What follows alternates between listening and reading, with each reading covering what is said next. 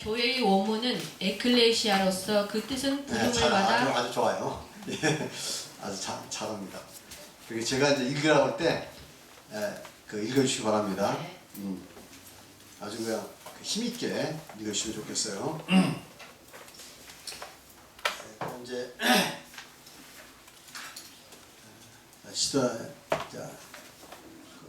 교회론 공부를 시작하도록 하겠습니다. 다들 편하셨습니까? 할렐루야. 될 수 있으면 이런 성경 공부에 더 많은 분들이 참여해서 말씀을 좀 더 깊이 좀 이해를 했으면 참 좋겠습니다. 그래서 이번 시간에 교회에 관해서 교회가 얼마나 소중하고 중요한 것인가 이런 것을 정확히 알아서 여러분들이 하나님 중심, 예수 십자가 중심, 성령 충만 중심, 말씀 중심, 그리고 맨 마지막에 뭡니까? 교회 중심. 이게 전부 상호 연결되어 있습니다. 그래서 교회 중심으로 여러분의 생각과 마음 그리고 여러분의 삶이 되시길 바라고, 또 교회를 통해서 하나님께 주시는 놀라운 은혜와 축복을 누리는 여러분들이 되시길 바랍니다. 자, 그러면 이 교회론인데 이제 내용이 그래도 상당히 많습니다. 이 내용을 이번 시간에 다 끝낼지 모르겠어요. 끝내려고 노력을 하는데 그냥 너무 또 주막한 성격으로 듬성듬성 하고 나면 안 되잖아요. 그래서 이제 할 수 있는 만큼 하되 다음에 부족한 부분은 또 시간 내서 계속해서 공부를 하도록 하겠습니다. 자, 그러면 이제 이 교회, 우리가 지금 교회를 다니고 있고 또 그 세상에는 많은 교회들이 있습니다.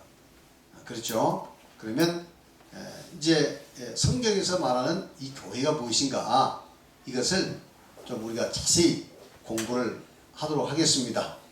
아시겠죠? 그러면 여러분들이 이제 이 교회에 다니는 그 마음이 새로워질 것으로 생각이 듭니다.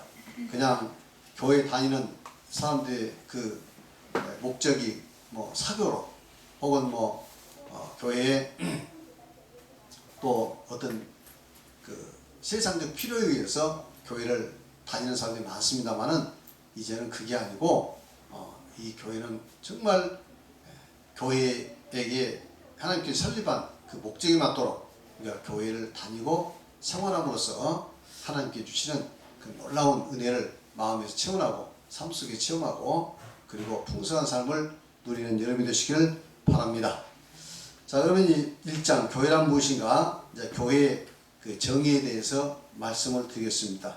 그럼 교회란 도대체 뭐냐 하는 거죠. 그래서 이게 이제 그 내용을 그 근거로 해서 말씀을 드리도록 하겠습니다. 자, 먼저 읽으시기 바랍니다. 교회의 원문은 에클레시아로서 그 뜻은 부름을 받아 나온 자들이라는 뜻이다. 상세히 설명하자면 세상으로부터 하나님의 부름을 받아 거룩히 구별된 하나님 백성의 단체이다. 네. 그러니까 교회란 원문은 에클레시아입니다. 우리는 보통 교회 그러면 가르칠 교자, 회자는 모일 자죠. 그러니까 뭐 가르침을 받기 위해서 모인 무슨 뭐 단체, 이렇게 우리 한자로서는 그렇게 해석이 됩니다. 그리고 뭐 영어로서는 처치라고 이렇게 합니다만은, 그러나 원문에는 에클레시아. 그럼 에클레시아는 뭐냐? 이렇게 부름을 받아 나온 사람들이다 그 뜻이에요. 아시겠죠? 부름을 받아 나온 사람들이다. 에클레시아. 그래서 더 이제 자세히 그 성경적으로 이야기하면 이 세상으로부터 하나님의 부르심을 받아 거룩히 구별된 하나님의 백성들이다.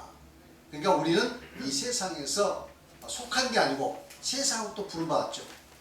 그래서 물과 성령을 건너서 다 이제 하나님의 자녀가 됐잖아요. 거룩하게 된 그 성도들의 모임이다. 이렇게 말씀드릴 수가 있겠습니다. 그러니까 이 교회라는 개념을 저희 정확히 아시기 바랍니다. 그 다음에 회당의 건물이 교회가 아니라 성도들의 모임이 교회인 것이다. 그렇습니다. 보통은 회당을 가리켜서 야, 저 교회에 있다 그러잖아요. 그렇죠. 근데 성경에서 말하는 교회는 회당이 아니라 이 말이에요. 회당 그야말로 회당이 교회당이죠. 교회라는 것은 성도들의 모임이 교회고, 그리고 당이라는 것은 이제 그 성도들이 모이는 장소라는 거죠. 그래서 장소가 교회는 아닙니다. 그러니까 엄밀한 의미에서 교회가 무슨 교회 이렇게 보다는 무슨 교회 당 이렇게 하는 게 낫습니다. 예를 들어서 참빛교회 당 이렇게 해야 이게 정확한 표현이에요. 그래서 참빛교회 성도들이 모이는 장소라는 얘기죠.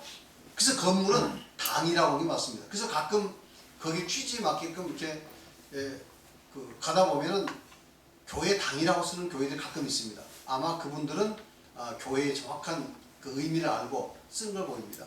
그래서 앞으로 우리도 이제 그 간판을 붙일 때 공공교회 당 이렇게 간판을 붙여야 합니다. 그리고 그 안에 모인 이제 우리 성도들이 바로 교회다 하는 것을 말씀드립니다.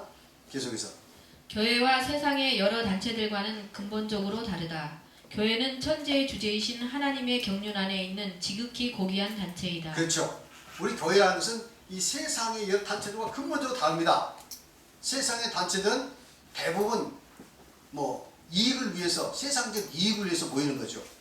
기회가 됐든 동창회가 됐건 무슨 향후회가 됐건 뭐가 됐건 간에 전부 어떤 이익을 위해서 모이는 거예요. 세상적 이익을 위해서. 그렇습니까? 그런데 우리 교회는 세상적 이익을 위해서 모인 게 아니에요. 물론 지금 많은 교회들이 그 세상적 이득을 얻는 단체로 전락한 것도 많습니다만은 그래서는 안 돼요. 우리는 이 천지의 주제이신 그 하나님의 경륜 안에 있는 지극히 고귀한 단체. 그래서 우리는 오직 하늘나라의 소망을 가지고 우리가 구원받고 또 우리 모든 사람들이 다 구원받을 수 있도록 그 소망을 가지고 사는 단체이다. 아시겠죠? 그래서 교회에서는 세상적 이득을 취하라고 해서는 됩니다. 물론 처음 나온 분들에게 어쩔 수 없이 그분의 마음의 문을 열기 위해서 이렇게 세상적인 이득도 우리가 제공합니다. 그렇죠? 여러분 사랑 제공하고 편의도 제공하고 해서 이렇게 교회에 오게 하시지만 그분이 그런데 안주하게만 안 돼요. 이제 벗어나서 교회라는 것은 이런 세상적 이득을 취하는 것이 아니구나. 정말 이 하늘나라가 있고 죄에서 구원받아서 영원한 하늘나라가 가는 그곳이구나. 그래서 내가 자발적으로 11조도 드리고 자발적으로 헌금도 해가면서 그래서 이 하나님 나라에서 섬기고 봉사는 그리고 하나의 소망을 품고 갈 수 있도록 이렇게 교육을 시켜서 이해를 시켜서 그렇게 순수한 믿음 생활을 할 수 있도록 우리가 인도를 해야 합니다. 아시겠죠? 그래서 먼저 우리가 그렇게 돼야 하고 먼저 믿는 사람이 그렇게 돼야 하고 그리고 앞으로 믿는 사람도 하나하나 그렇게 깨우쳐서 인도할 거 아니겠습니까? 그것이 이게 참다운 믿음 생활입니다. 저는 앞으로 여기까지 성장할 수 있길 바랍니다. 그래서 앞으로 몇 사람이라도 그걸 깨우치면 이제 그분들이 한 분 한 분을 그렇게 인도하는 거예요. 물론 삶의 어려운 점도 해결해주고 위에서 기도해주고 삶의 문제도 해결하도록 해줘야겠지만 그러나 그것은 부수적인 것이고 근본적인 것은 바로 우리가 죄에서 구원받고 영원한 하나님 그 소망을 제대로 심어주고 그래서 그런 그 믿음 안에서 하나님을 섬기고 하나님께 감사하고 찬양하면서 풍성한 삶을 누리도록 해야 할 줄 믿습니다. 그 다음에 이제 보세요. 교회는 영적인 천국이며 이 땅에 건설된 하나님의 나라이다. 예수님께서 회개하라 천국이 가까웠느니라 라고 했을 때 천국은 이 땅에 건설될 하나님의 나라 즉 교회를 말하고 있다. 그렇습니다. 이 교회는 영적으로 뭐라고요? 천국이라 이거예요. 즉 이 땅에 건설된 하나님의 나라다. 할렐루야. 이 땅에 건설된 하나님의 나라가 바로 교회다 이 말이죠. 그래서 예수님께서 회개하라 천국이 가까웠느니라 마태복음 4장 17절이나 마가복음 2장 15절 이렇게 말씀하셨는데 이때 회개하라 천국이 가까웠다 이 말은 무슨 뜻일까요? 죽어서 천당 가는 의미도 없는 건 아니지만 이때 말씀하신 우리 예수님의 이 천국은 이 땅에 건설된 천국을 이야기합니다. 이제 메시아 왕국 예수님께서 십자가에서 모든 인류의 죄를 다 담당하시고, 그리고 성도들 모아서 바로 이 땅에 하나님의 나라, 즉 교회, 영적 천국을 이루게 한 것이다.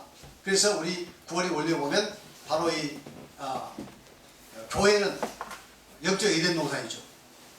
그렇죠? 이 땅에 그래서 이제 하나님 나라죠. 맞습니까? 물론 이제 새 예루살렘 또 천년왕국 등등으로도 표현이 됩니다만은, 어쨌든 이 교회라는 것은 예수님께서 말씀하신 이 천국, 바로 이 땅에 것을 천국이 교회다 하는 것을 기억하시기 바랍니다. 그만큼 이 교회라는 것은 인간이 볼 때는 뭐 별 볼 일 없는 것 같지만, 세상적인 단체나 별 다른 것 같지 않지만, 하나님 보시기에는 이건 특수한 특별한 그런 단체다 하는 거, 특별한 모임이다 하는 것을 여러분 꼭 기억하셔야 할 줄 믿습니다. 그런데 그런 믿음으로 여러분 교회를 나오셔야 하나님을 정말 영화롭게 하고 하나님을 기쁘시 하고 또 하나님께 주시는 축복을 받는 것이지, 뭐 교회를 뭐 가도 되고 안 가도 되고 적당하게 이런 식으로 해서는 안 됩니다. 그건 복 못 받아요. 정말 여러분이 교회는 너무너무 소중한 것이다. 야, 이건 정말 내가 정성을 다해서 마음을 다해서 내가 교회를 가야 돼. 이 자발적인 마음을 생겨야 돼. 억지로 나오는 그 믿음은 아직 저차원적인 믿음이에요. 그런 믿음으로는 진정한 복을 못 받습니다. 마음의 진정한 평안, 마음의 진정한 행복, 그리고 삶의 풍성함 누릴 수가 없어요. 아시겠죠? 그래서 하나님을 섬긴다는 것은 바로 이 교회가 무엇인지 알고 이 교회에 나오는 것을 영광스럽게 생각하고 기쁘게 생각하고, 이 세상의 무엇보다도 이 세상의 어떤 이득보다도 더 소중하고 영광스럽고 이런 것을 알고 믿을 줄 믿습니다. 그러면 못 받습니다. 그러나 그러지 않고 교회는 생활의 방편쯤으로 생각하고 이게 왔다 갔다 하면은 10년, 20년 나이도 그건 복을 받을 수가 없어요. 그러면서 내가 그래도 20년, 30년 교회 다녔는데 왜 하나님 복 안 주나? 이 생각해서는 안 됩니다. 아시겠죠? 그래서 확실히 깨닫시기 바라요. 이번에 읽어보시기 바랍니다. 구약시대에 하나님께서 이스라엘 민족을 선택하셔서 열방 중의 하나로 여기지 않는 특별한 민족으로 삼으셨다. 네, 구약시대는 이스라엘 민족이 이제 하나님의 교회였어요. 열방 중에서 많은 백성 중에서 부르심 받은 하나님의 그 부르심 받은 단체, 그러니까 교회죠. 에클레시아죠. 자, 신명기 14장 2절 다 같이 시작. 너는 내 하나님 여호와의 성민이라. 여호와께서 지상 만민 중에서 너희를 택하여 자기 기업의 백성으로 삼으셨습니다. 여기서 보니까 그 이스라엘 백성들을 성민이 뭐죠? 거룩한 백성의 뜻이요. 거룩한 백성인데, 너희는 거룩한 백성인데 여호와께서, 우리 하나님께서 지상 만민 가운데서, 얼마나 지상에 민족들이 많습니까? 그 지상 만민 가운데서 너희를 택하여 자기 기업의 백성으로 삼으셨다. 하나님의 백성, 기업의 백성이 뭡니까? 하나님께서 약속하신 이 땅을 주기로 약속한 기업의 백성이 됐다 이 말이죠. 그러면 우리는 어떤 백성입니까? 하늘나라의 어떤 기업? 하나님의 어떤 기업? 하늘나라의 기업을 이어받았어요. 이스라엘 백성들은 가나안 땅을 기업으로 이어받은 백성이었는데, 우리는 어디를? 바로 하늘나라를 기업으로 이어받을 수 있는 그런 백성을 삼으셨다 이 말이에요. 할렐루야. 얼마나 감사합니까? 여러분 정확히 이해해야지, 엉터리로 알고 교회 다니면 그 사람은 복을 절대 받을 수가 없어요. 오히려 복을 받기는 고사하고 하나님한테 매를 맞을 수 있습니다. 아니 10년 20년 다녔는데도 이거 아직 믿음이 밑바닥이면 하나님 가만히 있겠습니까? 어떻게라도 이제 손을 봐서 고쳐주시는 거죠. 그때 뭐냐면 징계가 들어가는 거예요. 하나님의 징계가. 아시겠습니까? 그 징계를 받을 때 이제 반응이 두 가지요. 하나는 내가 왜 이렇게 오래 믿었는데 이런 어려움 당해? 하나님 안 계신가 봐? 이렇게 해서 좌절하는 사람이 있고, 그러죠? 이제 맞고는 내가 정말 잘못했는데 회개하고 다시 돌아온 사람이 있습니다. 그러니까 그렇게 징계를 받기 전에 일찍 하나님 앞에 나와서 그냥 말씀 깨닫고 정말 기쁨으로 감사로 하나님을 섬기는 여러분이 되시기 바랍니다. 아멘. 자, 그 다음에 민수기 23장 9절 시작. 내가 바위에서 그들을 보며 작은 산에서 그들을 바라보니 이 백성은 홀로 살 것이라. 그를 여러 민족 중에서 하나로 여기지 아니하리라. 그러니까 발람이 지금 이스라엘 백성들 보고 하는 예언입니다. 예언이에요. 근데 이 백성은 홀로 살 것이다. 그러니까 특별히 부름받아가지고 이 세상 백성과 다르게 같이 취급되지 않는다 이 말이에요. 그렇죠? 여러 민족 중 하나로 여기지 않으라. 이게 여러 민족 중에 하나다 이렇게 취급한 게 아니에요. 하나님께서 특별히 빼내서 이 내 백성이다 이거죠. 그러니까 일반 세상적인 백성과는 비교가 불가하다 이 말이죠. 비교하지 말아라 그거. 이게 세상적인 백성은 다 멸망받은 백성이고 어떻게 세상 백성과 하나님의 백성과 비교를 하느냐. 같이 취급하느냐. 취급하지 마. 그렇잖아요. 이 세상 백성과 취급하는 것이 이게 어떻게 보면 하나님 앞에 모독입니다. 그만큼 하나님께서 선택한 이스라엘 백성은 위대한 백성이라 이 말이죠. 큰 축복을 받는 백성이라 이 말이죠. 그것은 교만하라 그 뜻이 아니에요. 그래서 이방인들 멸시하라 그 뜻이 아닙니다. 유대인들은 잘못해가지고 그 잘못 해석해서 자기만이 처럼 하고 있어 가장 뛰어난 백성이어서 이방인들 멸시하는 오히려 교만하게 돼서 위선으로 빠지는 이런 잘못을 범했습니다. 그러나 우리는 이건 그 이야기 아니에요. 그만큼 우리는 자부심을 가지라 이 말이에요. 믿습니까? 아멘. 할렐루야. 아멘. 얼마나 귀한 민족입니까? 정말 하나님께서 여러분들 다 죄를 사해서 하나님 자녀를 삼아서 하나님 백성 만들어 주셨다면 그것이 사실이라면 얼마나 이게 위대한 일이에요. 어찌 세상에 사람들과 비교가 되겠습니까? 내가 못 배웠다, 내가 가진 게 없다, 세상 사람들보다 물질적 조건이 부족하다 하는 그것 때문에 어떻게 우리가 비교해서 그것 때문에 스스로를 비하하고 그렇죠? 아무것도 아니처럼 생각하다 이 말이죠. 조금 기다려 보세요. 잠시 잠깐 아니면 오시리가 오시니 지체지 아니하시라. 우리 주님께서 오셔서 이제 구름 타고 오시고 만민 심판할 때 보세요. 우리가 얼마나 영광스러운 사람들인가. 세상에서 떵떵거리는 사람들이 얼마나 비참한 존재들인가 하는 것을 그때 여러분 알게 될 겁니다. 더 갈 것이 없어요. 우리 죽는 순간 그걸 알 수 있습니다. 죽는 순간 눈 떠보면 우리가 얼마나 영광스러운 존재인가 그때 알 거예요. 그것을 미리 알고 지금 누리자 이겁니다. 할렐루야. 그것이 바로 참된 믿음입니다. 여러분들 지금도 항상 세상적인 가치관으로 바라보잖아요. 돈만 있고 세상적으로 떵떵거리고 잘 살면 대단하다고. 거기에 비해서 나는 별게 아닌 것처럼 하나님 믿어도 별게 아니네 이렇게 생각하잖아요. 이런 시각을 완전히 바꿔야 합니다. 할렐루야. 그래서 세상적인 것이 소중한 것은 하지만 그러나 영적인 측면에서 보면 우리가 물가성으로 거듭난 이 하나님의 백성이 된 것이 얼마나 귀하고 얼마나 영광스럽고 얼마나 대단한가. 여러분 그것을 분명히 아시고 깨달으시고 그런 영광스러움을 마음에 품고 사시기 바랍니다. 그래서 부러워하지 않길 바라고 그 세상적인 것이 너무 부러워하지 않길 바라고 세상이 없다고 여러분 좌절하거나 열등시에 빠지지 않고 우리는 하나님 이 영적인 이 영광스러움을 마음속에서 정말 감사함으로 누릴 수 있는 여러분이 되시기 바랍니다. 레위기서 20장 20절 시작. 너희는 나에게 거룩할지어다. 나는 이는 나 여호와가 거룩하고 내가 또 너희를 나의 소유 삼으려고 너희를 만민 중에서 구별했습니다. 할렐루야. 너희는 나에게 거룩할지어다. 우리는 만민 중에서 구별해서 특별히 구별을 했어요. 그럼 세상 사람들은 어떤 사람들입니까? 세상 사람들은 그저 물질 중심주의, 쾌락 중심주의, 그렇죠?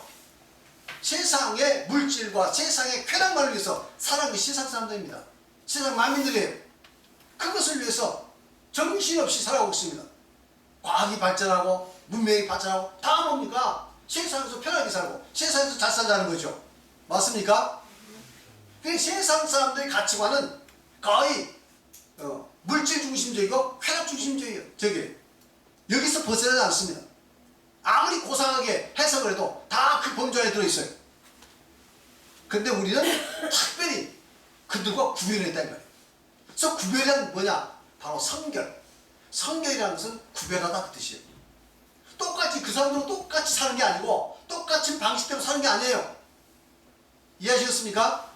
그 사람들이 세상적인 즐거움과 쾌락을 추구한다고 하는데 그렇게 같이 가는 게 아니에요. 우리는 구별해서 우리는 하나님의 백성으로서 거룩하게 사는 것. 할렐루야. 우리가 많든지 적든지 어떻게 살든 간에 우리는 하나님의 백성으로서 거룩하게 살기 위해서 우리를 구별해냈다. 이겁니다.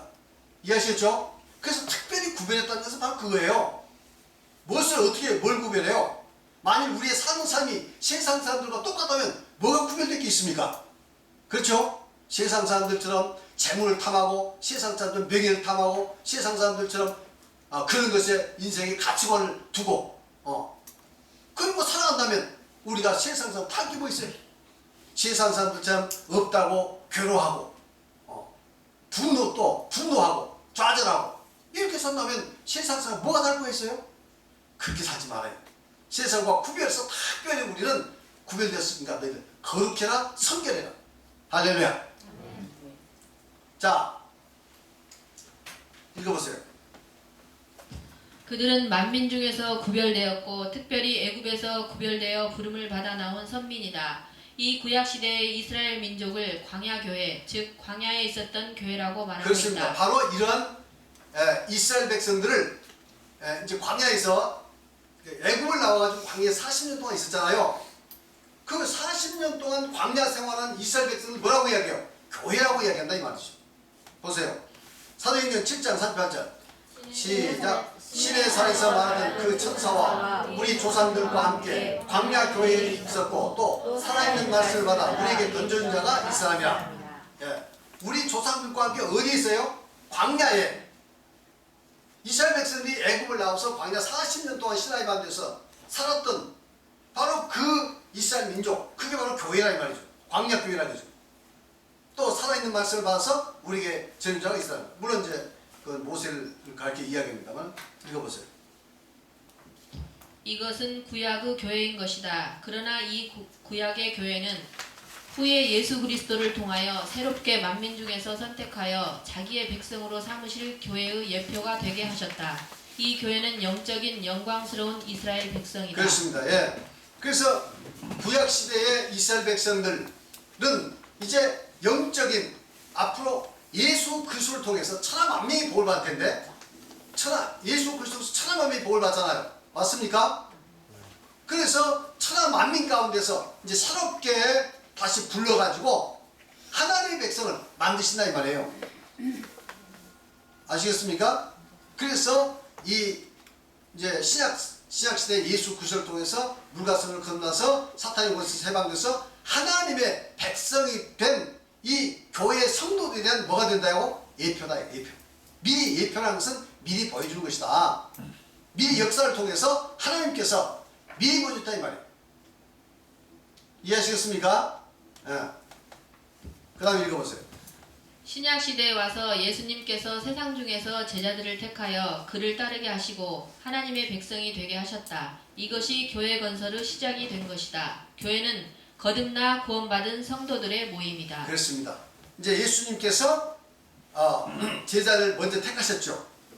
그리고 교회에 세우실 것을 이제 제자들에게 선포하시고 선언하시고 그러셨어요. 그리고 십자가에서 모든 것을 다 완성하시고 우리 죄 가운데서 구원하실 이제 부르실 수 있도록 다 모든 것을 다 배속하시고 완성하시고 그리고 성령 강림을 통해서 교회를 세우셨습니다. 아시겠죠? 그래서 특별히 우리 예수님께서 제자들 선택하시고 부르신 내용들이 나와 있습니다. 요한복음 15장 10절 시작. 너희가 나를 택한 것이 아니오 내가 너를 택하여 세웠나니 이는 너희로 가서 열매를 맺게 하고 또 너희 열매가 항상 있게 하여 내 이름으로 아버지께 무엇을 구하든지 다 받게 하며. 여기서 보니까 너희가 나를 택한 것이 아니라 내가 너를 택했다 이거죠.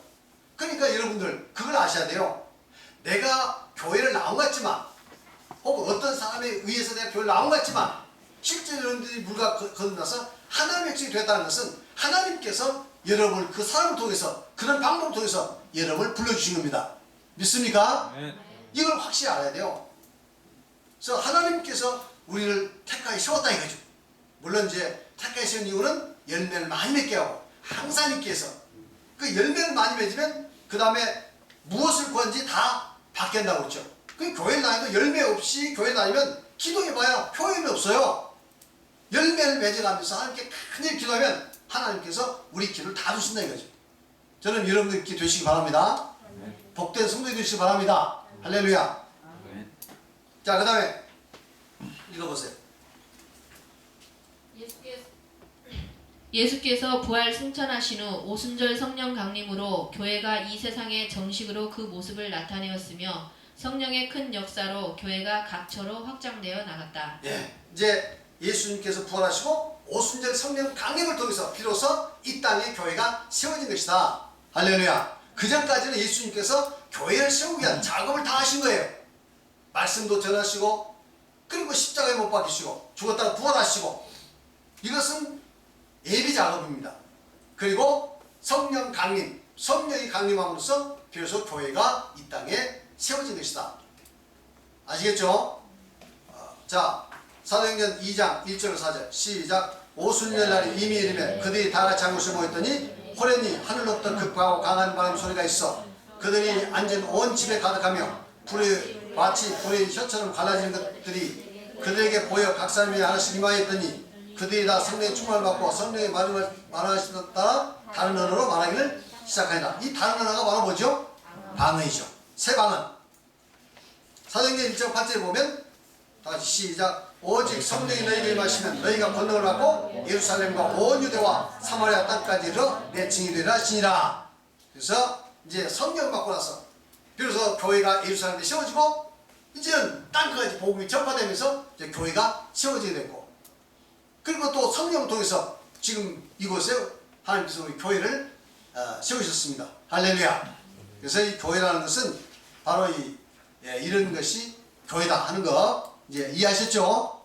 교회는 물과 성령을 거듭나는 우리 성도들의 모임이고 이 모임은 특별히 하나님께서 천하 만민 가운데서 택하여서 세우신 것이다. 이것을 이해하시기 바랍니다. 그 다음에 교회의 유형. 그러면 이 교회라는 게 이제 어떤 것들이 있냐 하는 거예요. 자, 먼저 뭐 교회라는 지역 공동체 교회가 있고 전체로서 교회가 있고 또 우주적인 이런 교회가 있습니다. 이것을 한번 보시겠습니다. 지역 공동체 교회 읽어보세요. 교회의 최소 단위는 거듭난 성도 개인이다. 성도 한 사람이라도 거듭난 이후 진리 가운데서 예배를 드리고 믿음 생활을 한다면 교회인 것이다. 어떤 성도가 어떤 계기로 무인도에서 혼자 있게 되었다고 하자. 그 성도가 만일 그곳에서 예배를 드리며 믿음을 지키고 있다면 그 성도가 바로 교회인 것이다. 행정조직으로 연합되어 있건 그렇지 않건 간에 모두 교회이다. 그러나 예수님은 성도가 지역적으로 모여 공동체를 이루어 하나님께 예배드리는 교회가 되기를 바라신다. 구원의 진리를 사모하는 사람들은 반드시 공동체 교회를 이루어 믿음 생활을 하는 것이 하나님의 뜻이다. 이 지역 공동체 교회가 가장 이상적인 교회이다. 일반적으로 교회라고 하는 것은 바로 이 지역 공동체 교회를 뜻한다. 할렐루야. 예, 이게 교회의 최소 단위는 개인이에요. 물과 성령을 건너면 여러분 자신이 성전이 되죠. 성전이 되는 것처럼 여러분 자신이 교회라 이 말이에요. 그래서 여러분들이 여기 있습니다만 어떤 사람이 무인도에 갔으니 물과 성령을 건너서 무인도에 가서 혼자 믿음 생활해. 그러면 혼자라도 그 교회라 이 말이죠. 맞습니까? 그러니까 행정적으로 어떤 연합되어 있건 연합되지 않건 간에 그런 상황이 돼서 혼자 예배 드리는 그 상황이라면 그것도 바로 교회다. 훌륭한 교회다. 그런데 하나님께서는 이제 지역적으로 모여서 공동체를 위해서 교회를 이루시기를 바라십니다. 아시겠습니까? 이것이 바로 뭐냐면 하나님께서 원하시는 진짜 교회. 그래서 지역 공동체 교회가 참교회입니다. 아시겠습니까? 그리고 어떤 사람이 야 그럼 나 혼자라도 예배 드리면 그 교회래. 그래 나 이제 교회 안 갈래. 그것은 하나님 뜻을 위배하는 겁니다. 그럴 수 없는 상황이 됐을 때 하는 이야기지. 한 사람이든 두 사람이 있으면 모여서 공동체를 이루어야 이게 하나님께서 기뻐하시는 교회가 되는 거예요. 그러니까 내 마음대로 나는 뭐 혼자 예배드려도 돼. 이래서는 안 됩니다. 아시겠습니까? 예. 그 다음에 이제 또 읽어보세요. 어떤 사람들은 교회의 행정 조직으로 연결되고 그 안에서 통제를 받아야 교회 안에 있는 것이며 그렇게 될 때 교회를 통해서 구원을 받을 것이라고 주장을 한다. 이것은 혹세무민하는 주장이다. 네. 어떤 사람들은 그래요. 교회에 어떤 행정 조직으로 연결되어 있어가지고 공문을 내보내고 받고 어떤 통제를 받아야 그것이 교회다. 이렇게 이야기하는 그 사람도 있습니다. 이것이야말로 혹세무민한 거예요. 그렇게 붙어있지 않으면 뭐 심지어는 구원이 없다 하는 이런 이야기까지 아주 막말하는 이런 사람도 있습니다. 이건 이 혹세무민한 겁니다. 혹세무민이 뭐죠? 사람들 말하자면 유혹해서 아주 잘못된 길로 이끌어가는 것이 혹세무민이에요. 그러니까 우리가 성경대로 정확히 이해를 합니다. 그래야 실수가 없는 거예요. 정확히 이해하지 않고 잘못 해석하면 나한테 큰 문제가 생기는 거예요. 그러니까 교회는 지역적으로 모이는 이 교회가 바로 뭐냐? 이게 하나님께서 원하시는 교회고, 아시겠죠? 뭐 교회가 참 모여가지고 무슨 뭐 공문이 나가고 공문을 받아서 통제를 받고 안 받고 그렇게 하는 건 효율성이 있는 것은 좋은 일이지만 그 방법론이지 그것이 진리는 아닙니다. 근데 그 방법론을 가지고 나중에 진리처럼 왜곡해서 가르쳐서 이렇게 교권을 강화시키고 통제를 강화시키고 뭔가 명분은 좋은 명분을 내걸지만 실제적으로 이 교권주의에 빠진 사람이 많습니다. 그 교권을 지키기 위해서 그렇게 하는 사람들이 많이 있어요. 이런데 절대 속아서는 안 됩니다. 자, 그 다음에 그것은 교권을 가진 지도자들이 그들의 교권과 조직을 보호하기 위한 논리에 불과하다. 아시겠죠? 이건 교권을 지키고 조직을 보호하기 위한 논리예요. 그 교권 속에 뭐합니까? 이기심이 들어있습니다.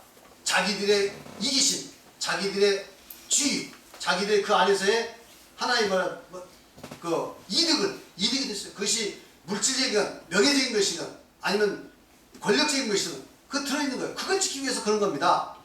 여기에 절대 우리 성도는 속아서는 안 됩니다. 아시겠죠? 그러나 많은 신도들은 교회와 교회의 행정 조직은 별개라는 사실을 알지 못하고 이러한 논리에 설득되어 교권자들과 조직의 속박으로부터 자유하지 못하는 경우가 있다. 이제 많은 신도들은 잘 몰라가지고 그건 하나의 행정 조직이라는 것은 하나의 수단인데 수단을 전대화시켜가지고 이렇게 신도들을 얽어맵니다. 이건 좋지 않아요. 그래서 우리는 절대 이런데 속박에서 자유합니다. 아시겠습니까? 그래서 하나님께서 원하시는 그런 우리 교회 공동체를 위해서 하나님이 원하시는 이상을 달성해야지 그 목회자들의 어떤 기득권 가진 자들의 그런 뜻대로 순복하고 그대로 돼야만이 되는 이러한 잘못된 길 가서는 안 된다. 그래서 사람의 이 종이 돼서는 안 됩니다. 사람이 이용물이 돼서는 안 돼요. 우리는 오직 하나님께서 자유로운 사람이 되어야 합니다. 뭘로? 진리 안에서 자유로운 사람이 되어야 돼요. 아시겠죠? 네. 그 다음에 교권자들이 잘못되고 교회 조직이 신도들을 잘못 인도하고 있음에도 불구하고 잘못된 논리에 얽매여서 바른 길을 선택하지 못하고 잘못된 길로 교권자들을 따라가야 하는 비극적인 일이 발생을 하게 된다. 이런 일들이 역사적으로도 그래 왔고 로마 가톨릭 그리고 역사적으로 그러잖아요. 그 교권을 가진 사람들이 정치 권력과 결탁을 해가지고 이렇게 이끌어가는 거예요. 이런데 여러분들 절대 속지 않기를 바랍니다.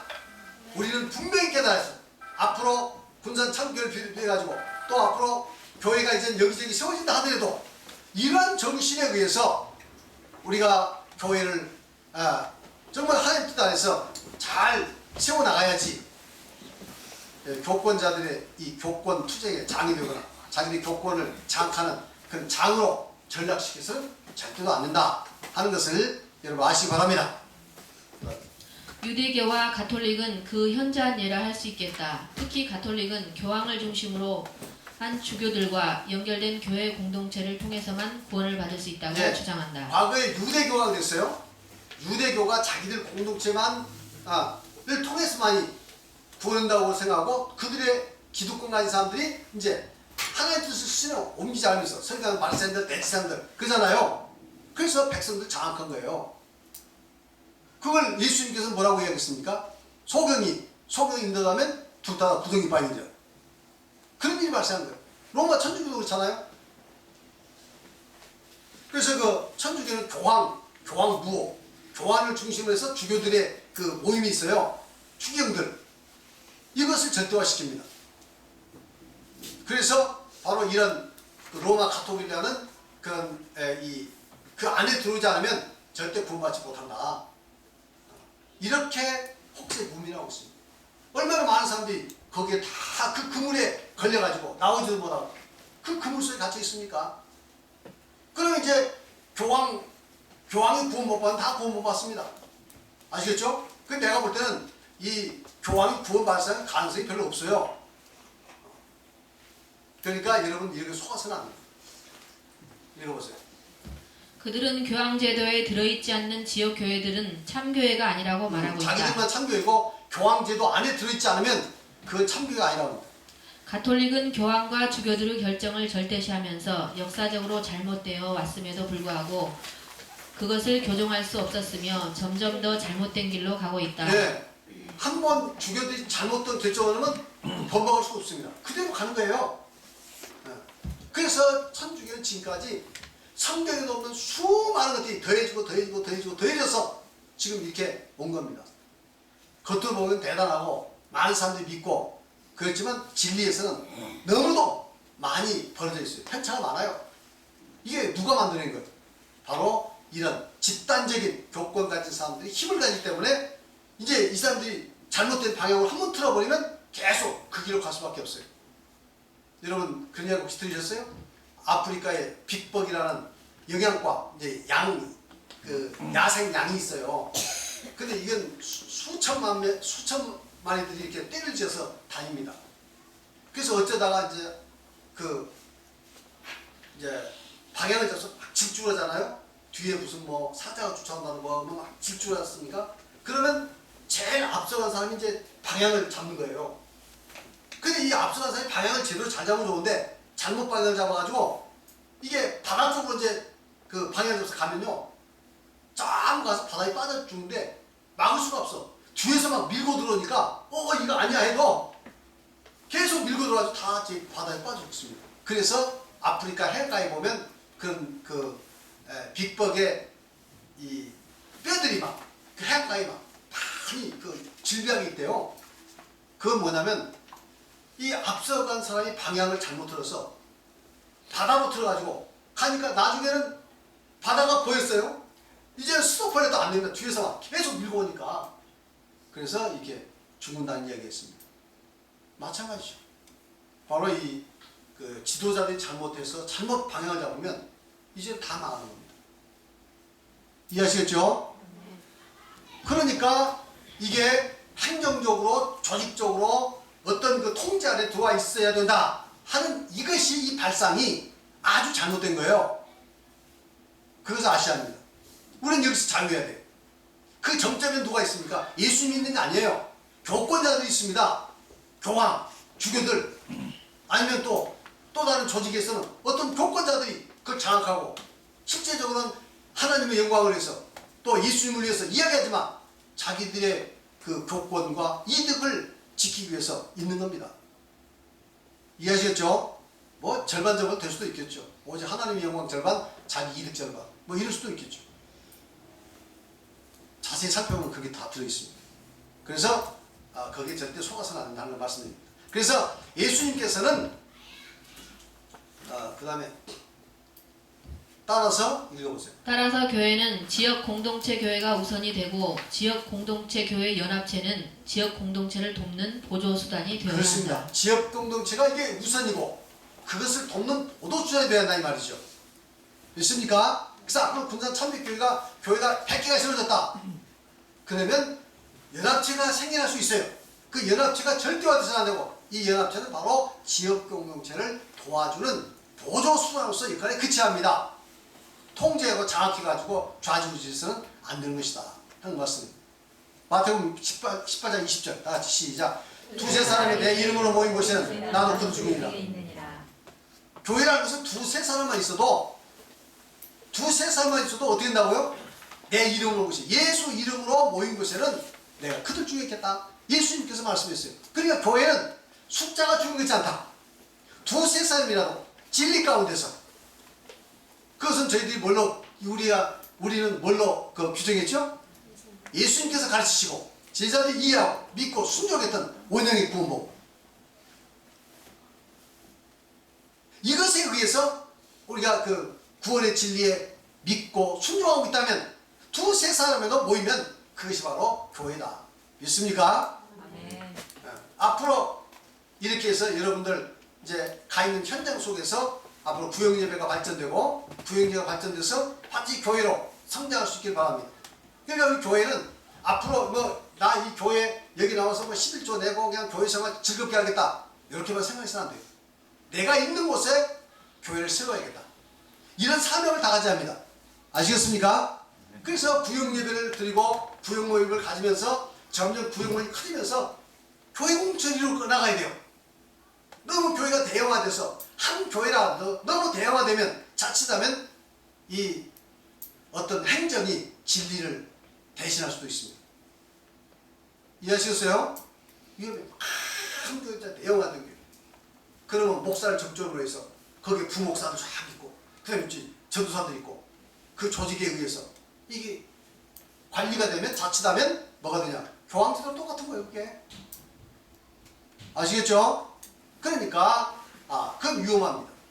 물론 안 그럴 수 있지만 그럴 가능성이 훨씬 크다는 거 여러분 아셔야 합니다. 그래서 교회가 대형화되는 것은 위험한 거예요. 대형화되는 것은. 그러니까 교회는 자꾸 나눠져 가지고 소규모 기업 공수 계속 나눠져서 이렇게 유지가 돼야 훨씬 더 그게 하나님 뜻에 가까운 교회 공동체가 될 수 있다 하는 것을 여러분 아시기 바랍니다. 자, 그 다음에 읽어보세요. 예수님은 두세 사람이라 하더라도 예수 이름으로 모여 예배를 드리고 믿음 생활을 한다면 예수님께서 함께 하시는 교회라는 말씀을 하신다.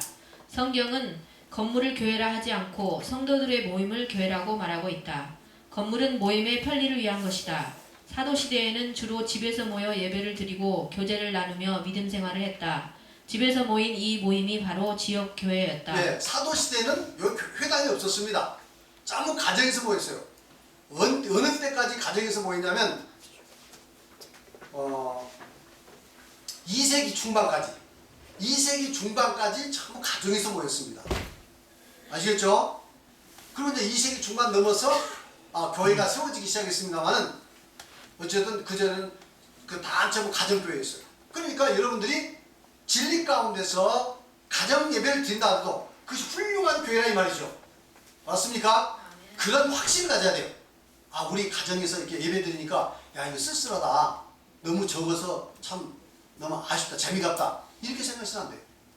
이 진리를 아는 사람이면 그럴 필요가 없는 거예요. 아시겠죠?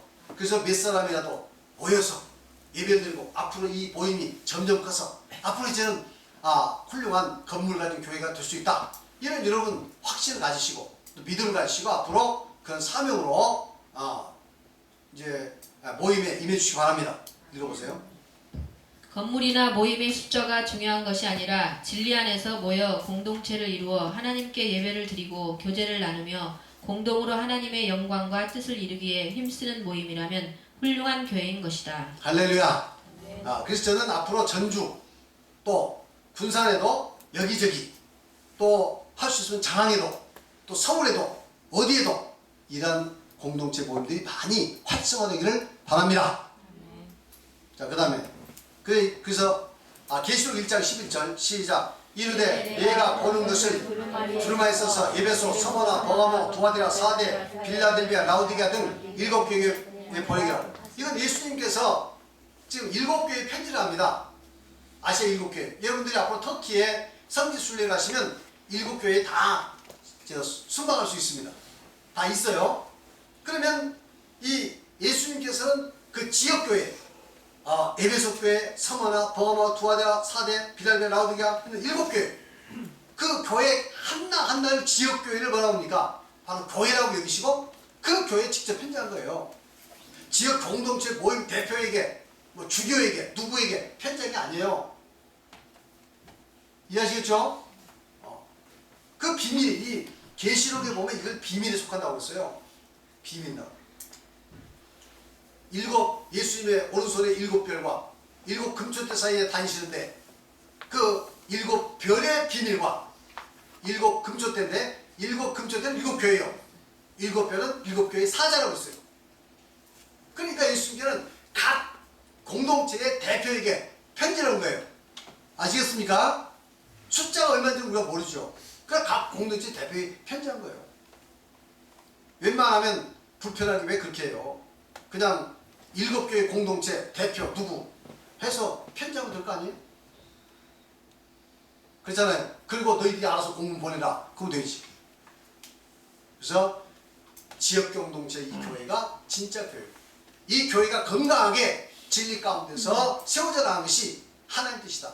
그것이 크게 뭉쳐지면 이건 인위적인 이제 힘이 가해지고 인위적인 뜻이 발동을 하게 되고 그래서 교회가 잘못되고 타락될 수 있습니다. 진리를 전하고지만 실제적으로 예수님의 십자가의 정신은 빠져버리고 교권 투쟁의 장이 될 수도 있다 이 말이에요. 그건 한 교회가 커져도 그렇습니다. 한 교회가 커져도 그래요. 커진다는 것이 꼭 나쁘다는 게 아니지만 그만큼 위험성이 있다. 그래서 교회는 소규모로 나눠서 계속 소규모 공동체가 많아지는 것이 그게 하나님의 뜻이다. 하는 걸 여러분 기억하시기 바랍니다. 아멘. 자, 그 다음에 예수님은 계시록에서 지역 공동체 교회를 독립된 교회로 보시고 칭찬과 권면과 책망의 편지를 보내셨다. 이 교회는 하나님의 비밀에 속한 거룩한 기관이다. 이것을 통해 무엇을 알 수 있는가? 바로 교회란 지역을 중심으로 이루어진 믿는 자들의 모임이라는 것과 지상에서 지역 공동체 교회가 가장 중요한 교회라는 것을 보여주고 있다. 할렐루야. 그래서 지역 공동체가 가장 중요한 겁니다. 전체적으로 얽혀져 있는 이런 공동체는 타락될 가능성이 많고 아시겠죠? 예수님의 정신을 구원하지 못할 가능성이 아주 많다는 거 꼭 아시기 바랍니다. 그 다음에 전체로서의 교회. 현재 전 세계에 흩어져 있는 지역 교회들의 전체 교회라고 부르는 경우가 있다. 지금 전 세계에 흩어진 이름이 알려졌든 알려지지 않았든 간에 흩어진 교회들을 뭐라고 그래요? 또 교회라고 토가토 교회라고 얘기합니다. 그래서 행정 조직을 이야기하는 게 아니에요. 행정 조직이 아니라 흩어진 교회들을 부를 때에 교회라고 한다 이 말이에요. 자, 사도행전 8장 3절 시작. 사울이 교회를 참멸할세 각 집에 들어가 남녀를 끌어다가 옥에 넘기니. 이 사울이 지금 그 신도를 핍박했죠. 신도들 잡아다가 옥에 가두기도 하고 잡아다가 채찍질하기도 하고 심지어는 스데반을 죽이기도 했잖아요. 이때 이 사울이 뭘 핍박했다고 얘기합니까? 성도를 핍박했는데 뭘 핍박했다고? 교회들. 그러니까 전체 흩어진 이 교회들 어디 있든 간에 교회들을 핍박했다 이 말이에요. 이것은 어떤 지역 공동체 교회 하나를 이야기하는 게 아니라 이건 전체 교회를 이야기합니다. 즉 교회에 소속된 신도들을 이야기하는 거예요. 아시겠죠? 행정적으로 얽혀있건 얽혀있지 않건 간에 모든 당시에 거듭난 성도들을 가리켜서 교회라고 그 전체 모임을 교회라고 이야기하는 거예요. 자, 그 다음에 사울이 교회를 전멸할 때 특정 지역 공동체 교회를 지칭하는 것이 아니라 흩어진 모든 성도들의 모임을 가리키고 있다. 예.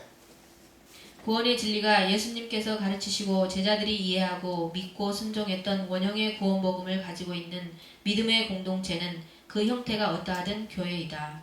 모든 흩어져 있는 지역 공동체 교회를 통칭하여 교회라고 부르기도 한다. 예. 이해하셨죠? 제가 설명드렸으니까. 그 다음에 행정적으로 연합되어 있을 수도 있고 전혀 행정적으로 연합되어 있지 않는 경우도 있을 수 있다. 역사적으로도 과거에 원형의 구원 복음을 깨달아 믿고 순종했던 알려지지 않는 수많은 참된 교회가 있었을 것이다. 그리고 현재에도 원형의 구원 복음을 가지고 믿고 순종하는 교회들이 서로 행정적으로 연결되어 있지 않으면서 산재해 있을 수도 있다. 그러나 이 모든 공동체들이 참 교회인 것이다. 그렇습니다. 그래서 참 교회만 있었다는 거예요. 참 교회가 거짓 교회만 있었다는 겁니다. 아시겠습니까? 참 교회와 거짓 교회만 있어요. 참 교회는 뭡니까? 원형의 구원 복음대로 하는 교회는 참 교회예요. 간판이 어떻게 붙어있건 행정이 어떻게 되어 있건 연결되어 있건 안 되어 있건 전 세계에 지금 우리 같이 믿고 있는 그 공동체가 있을 수 있는 거 아닙니까? 우리가 없다 어떻게 보정해요? 찾아볼 수 있습니까? 그러나 그들이 정말 성령 받고 오순 같은 성령 받고 똑같이 원행의 구원대로 하고 있다면 서로 우리가 모른다 하더라도 그것은 참교회예요. 아시겠죠? 그럼 원행의 구원보험대 안 하면 그것은 거짓교회입니다. 그러니까 참교회가 거짓교회만 있을 뿐이지 무슨 교파, 장로교다, 감리교다, 천주교다 하는 그 교파가 참이다 그게 아니다 이 말이죠. 이해하시겠죠? 교파는 참 아닙니다. 교파는 그것이 원형의 구원을 가지고 있으면 물론 참교회죠. 그러나 원형의 구원복음을 가지고 있는 이 교회란다면 믿음의 공동체한다면 어디라도 다 참교회다 하는 거 말씀을 드립니다. 자, 그 다음 읽어보세요. 그러한 교회들이 지역적으로 혹은 편의적으로 연합하여 상부상조하기 위하여 행정조직을 갖는 경우가 있다. 그렇죠. 예를 들어서 우리 분산 창립교회에서 이제 여러 교회가 뻗어나가지고 교회 공동체를 하나씩 이뤘다 합시다. 그러면 우리 그 어떤 상부상조를 위해서 조직을 만들 수 있습니까? 없습니까? 있습니다. 상부상조 돕기 위해서 서로 돕기 위해서 만든 거예요. 서로 간섭하고 주장하기 위해서 만든 게 아니에요. 서로 돕기 위해서 그걸 만들 수가 있습니다. 그 다음에 그러한 조직체를 총회 혹은 연합회라고 하는데 그래서 총회라고도 하고 연합회라고 하는데 이것은 교회가 아니다. 이건 교회가 아닙니다. 아시겠죠? 우리는 흔히 마치 어떤 총회 큰 조직의 교권을 가지고 있는 그곳을 그걸 전체로 해서 이렇게 그 행정 조직 안에 있는 것을 교회라고 생각하는데 절대 잘못되는 거예요. 행정 조직, 총회라든가 연합체 이런 것은 절대 교회가 아닙니다. 그건 행정 조직의 문자 그대로. 아시겠죠? 근데 그걸 절대화시켜서 사람을 호도시키면 안 돼요. 그것이 참예수교회라고. 그것이 뭐라고 이해해서는 안 돼요. 읽어보세요. 이러한 조직체는 편의상 지역교회를 돕도록 만들어진 단체이지 교회 위에 군림하도록 만들어진 것은 아니다. 그렇습니다.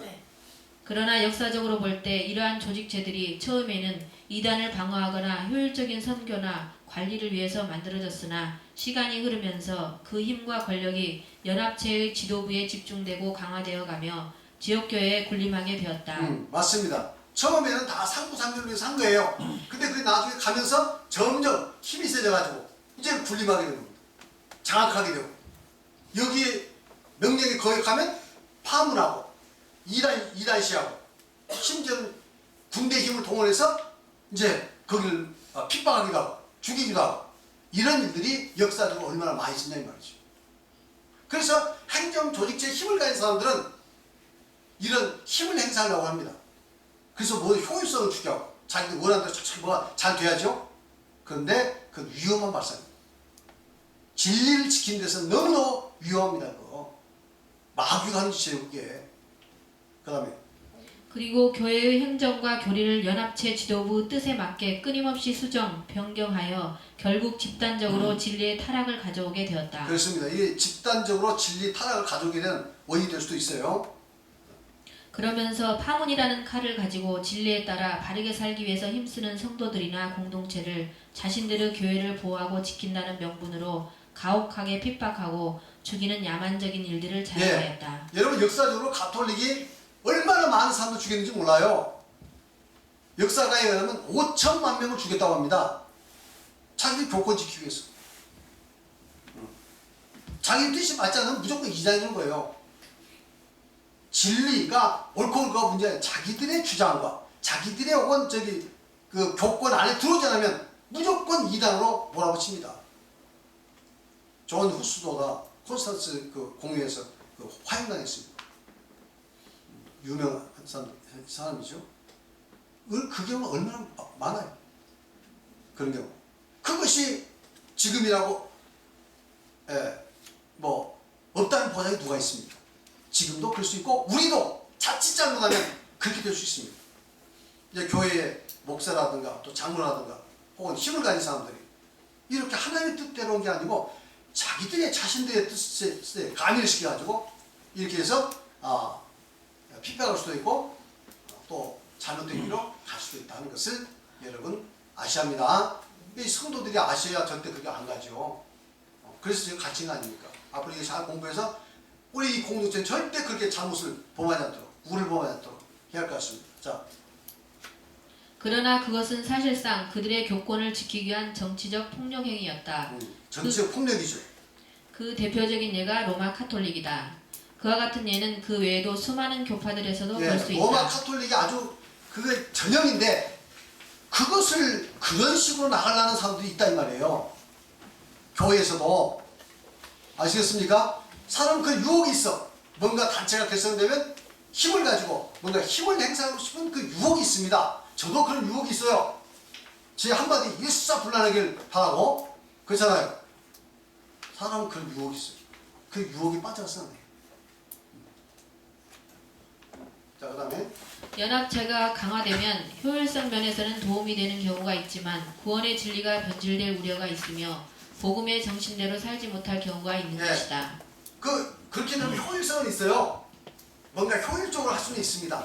그런데 문제는 구원의 진리가 변질될 수도 있고 혹은 객관적인 어떤 그 교리는 남아있지만 그러나 예수 그리스도의 십자가의 정신이 빠져버리고 모든 것은 정치적 힘으로 해결하는 이런 잘못된 길을 갈 수 있다 이 말이죠. 이해하시겠죠? 이걸 여러분 조심해야 합니다. 이걸 잘 여러분 보셔서 앞으로 우리 공동체는 절대 이런 유혹에 빠지지 않고 이런 잘못된 데 가지 않고 이런 지도자가 나와서도 안 됩니다.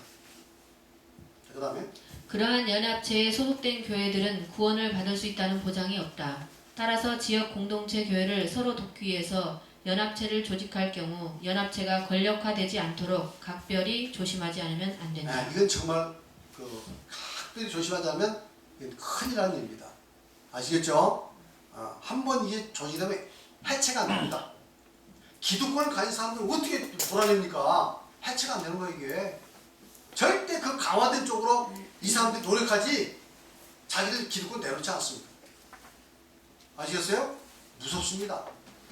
그러니까 그런 사람들이 있을 때는 나올 수밖에 없는 거예요. 거기 있을 수 없는 거예요. 그 사람들이 가만히 두지도 않거니와 자기들 기득권에 도전하는데 안 둬요. 그냥 쫓아냅니다. 그게 바로 유대인들이 예수님을 핍박하고 십자가 못 박을 때도 그렇고 제자들을 핍박하고 예수 믿는 사람들 죽일 때도 역시 마찬가지 똑같은 거예요. 그것이 나중에 로마 가톨릭에서 똑같은 일이 발생합니다.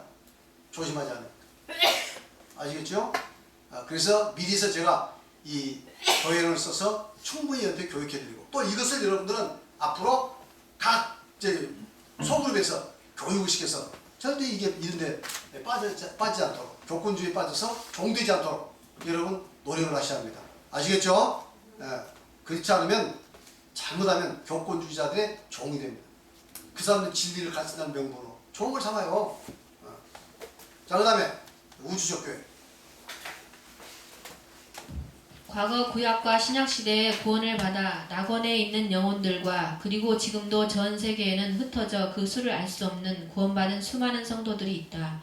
현재 전 세계에 산재한 구원받은 성도들과 죽어 낙원에 가서 쉬고 있는 영혼들의 모임을 모두 합하여 교회라고 부른다. 왜냐하면 그들 모두가 에클레시아, 즉 이 죄악 세상에서 부름을 받아 나온 사람들이기 때문이다. 그 다음에 또 뭐가 교회냐면 구약 시대부터 구원받은 모든 사람들, 이미 죽어서 낙원에 가 있는 성도들, 그렇죠? 이 모든 앞에서 그것도 에클레시아라 이 말이죠. 엄밀히 하면서 그것도 교회입니다. 지상에 있는 교회, 제가 지금 하늘에 있는 교회, 하늘에 그 낙원에 있는 영혼들이죠. 이 모두가 다 한 교회라 이 말이죠. 이제 그 사람들이 지금 누군지 정확히 모르죠. 그러나 역사적으로도 그런 사람들이 많이 있을 거예요.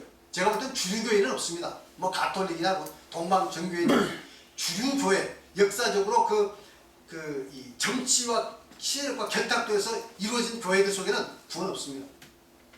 그리고 그것을 떠나서 뭔가 진리를 추구했던 사람들이 있었을 거란 말이에요.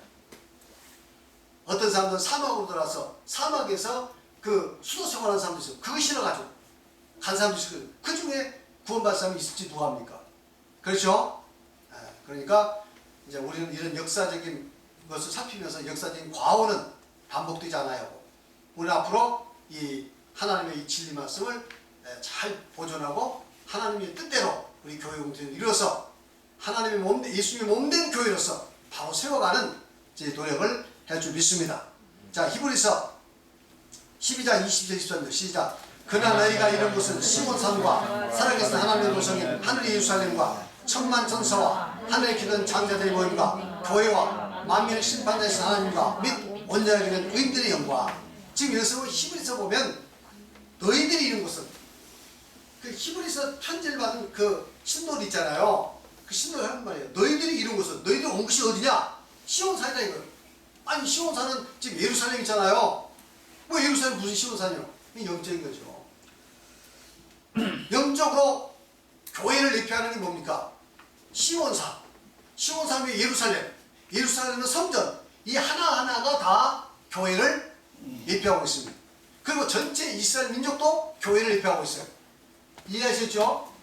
그리고 여기서 시온산이라는 것은 영적인 시온산이죠. 그 시온산 위에 뭐가 있습니까? 살아계신 하나님의 도성인 하늘 예루살렘. 예루살렘 성전 있죠. 근데 이 교회라는 것은 하늘에 지금 속한 예루살렘이 되죠. 계시록은 새 예루살렘이라고 이야기죠. 이해하셨습니까? 이해하시겠어요? 네. 그 다음에 천만천사. 계시록에 이제 앞에 열린 문을 이제 공부하게 될 것입니다만 거기 보면 이제 천만만의 천사들이 시온산 하늘 보좌 앞에 둘러서 있습니다. 그 천사와 하늘에 있는 장자들이 모임. 하늘에 기는 장자가 누구죠? 성도 한 사람 한 사람은 다 하늘나라를 유업으로 이어받을 수 있는 장자들이죠. 맞나요? 맞나요? 요건 이제 그 이스라엘 백성이 애굽을 나올 때 다 이 애굽의 장자는 죽었잖아요. 그런데 그 이스라엘의 장자들은 뭐 때문에 살았죠? 예수 어린 양의 피를 흘려서 살았잖아. 6월절 바로 이 장자는 뭘 또 상징하냐? 구원받은 성도들 이야기합니다. 우리 모두가 다 하늘나라는 영광스러운 하나님의 유업을 100% 이어받은 다 장자들이 말이에요. 맞습니까? 왜냐하면 과거의 구약시대에는 장자들이 부모의 재산을 가업을 다 이어받았습니다. 차자들은 이제 나머지 절반 가지고 나눠주게 된다면 대부분의 유업을 장자가 이어받는 거예요. 그러면 하늘나라의 기업은 누가 이어받아? 누가? 바로 장자들인데 우리 물가스로 건너는 성도들은 다 장자들이라 이 말이에요. 그래 장자들의 모임, 장자들의 모임이라고 하죠. 하늘나라 가면 다 여러분 다 장자입니다. 차자는 하나도 없어요. 아시겠습니까? 자, 그 다음에 교회, 그것이 바로 교회라는 겁니다. 교회와 교회와 만민의 심판자이신 하나님과 그 하나님 계시죠. 교회에 보좌에 누가 앉아 계세요? 교회 안에 하나님 계시죠. 이제 나중에 보실 겁니다만 온전케 된 의인들의 영, 온전케 된 의인의 영들이 물가속을 건너는 우리 성도들이 온전케 된 의인들의 영입니다. 그렇죠? 이렇게 여러 각도로 다각도로 표현하고 있는데 바로 우리가 이룬 것은 이런 것이다. 물과 산으로 건너는 성도들이 이런 것은 바로 영적으로 영광스러운 장소라는 거예요. 이거예요. 자, 그 다음에 읽어보세요. 시온산 하나님의 도성인 하늘의 예루살렘 하늘에 기록된 장자들의 모임과 교회 온전케 된 의인들의 영은 동일한 내용의 다른 표현들이다. 동일한 내용의 무슨 표현들? 다른 표현들이다 이 말이에요. 그 다음에 이것은 구원받은 모든 성도들을 가리켜 말씀한 것이다. 현재 구원받은 모든 성도들은 이러한 영광스러운 에클레시아, 즉 부름받아 나온 모임에 참여한 자들이다. 할렐루야. 네, 감사합니다. 얼마나 감사합니까? 이런 이 진리, 하나님의 말씀의 가르침을 제대로 이해해야 우리의 정체성을 발휘할 수 있습니다. 우리가 이런 사람들이구나. 우리 교회가 이런 교회로구나. 제대로 이 정체성을 알 수 있는 거죠. 그것도 모르고 그냥 덜렁덜렁 교회 다니면 되겠습니까? 그 다음에 교회 주위의 종교. 그럼 교회라는 것이 얼마나 존귀한 것이냐 하는 것이에요. 교회는 비록 신약시대에야 출현했지만 창세전에 이미 하나님의 예정 안에서 선택되어 때가 이르자 실현된 것이다. 그러니까 하나님께서 원하시는 진짜 교회는 어느 때부터 지금 출현했어요? 바로 오순절부터 시작했습니다. 신약시대에 출현했죠. 그러나 이미 창세 전부터 이런 하나님의 계획 안에 있었다 이 말이에요.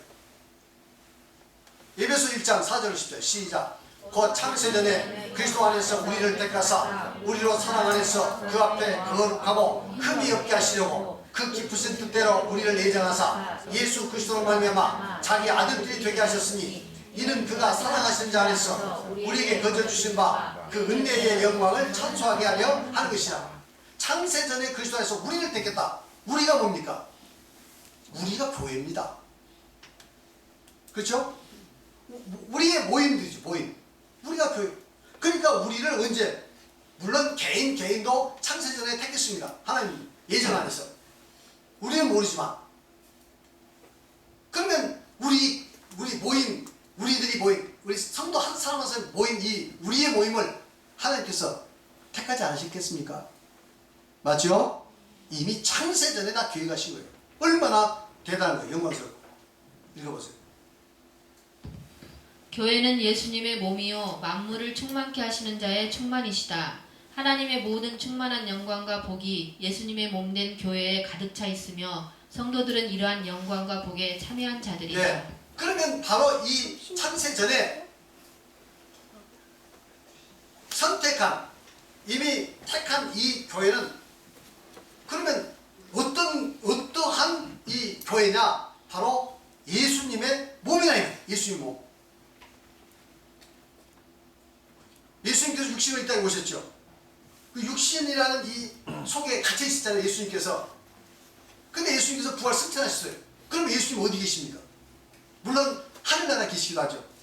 그러나 바로 교회가, 성도들의 모임 자체가 예수의 몸이라 이 말이에요. 이해하셨죠? 그래서 어떤 사람 말하기를 바로 교회는 예수님의 제2의 성육신이다.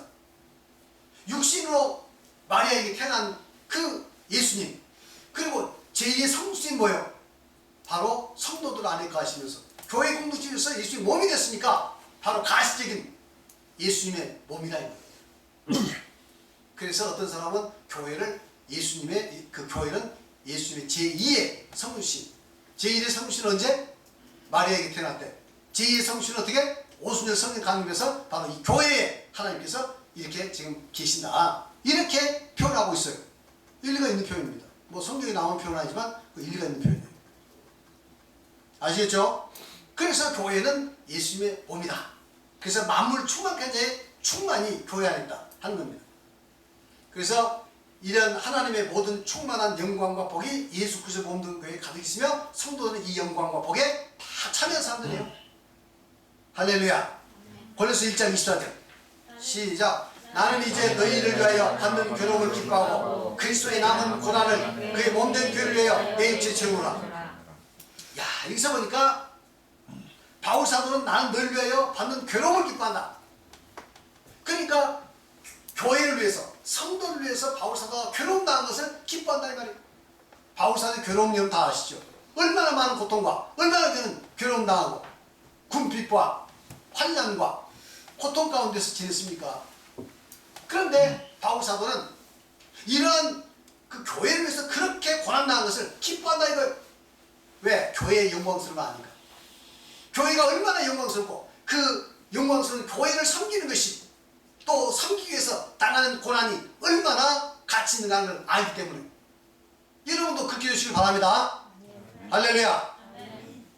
교회에서 수고하는 것은 영광스러운 일입니다.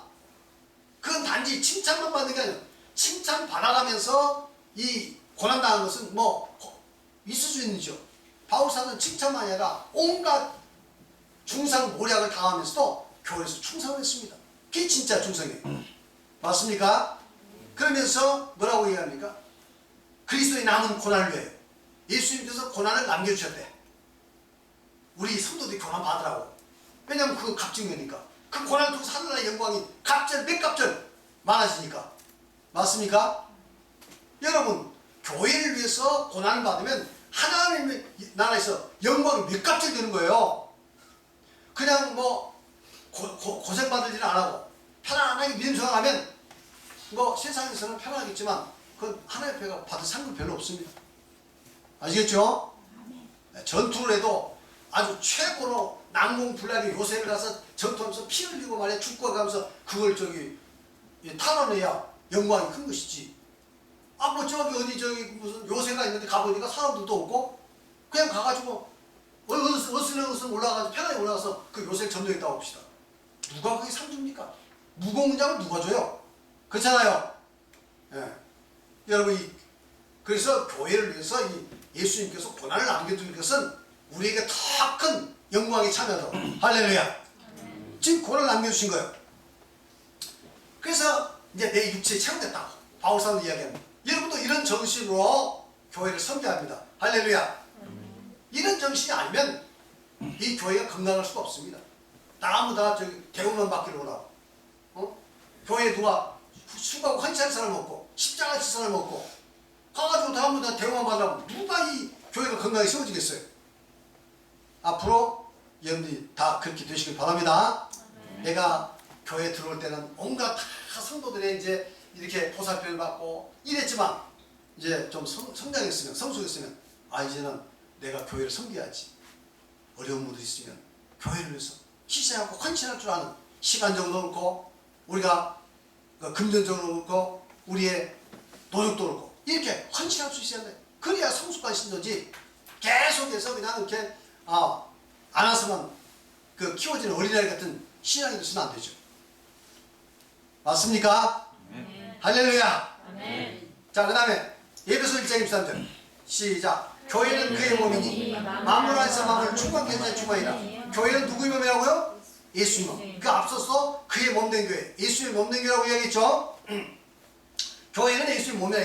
그래서 만물 안에서 만물 충만케 하시니까 누굽니까? 하나님. 만물 안에서 만물 충만케 하시는 하나님이요. 하나님께서 이에 충만합니다.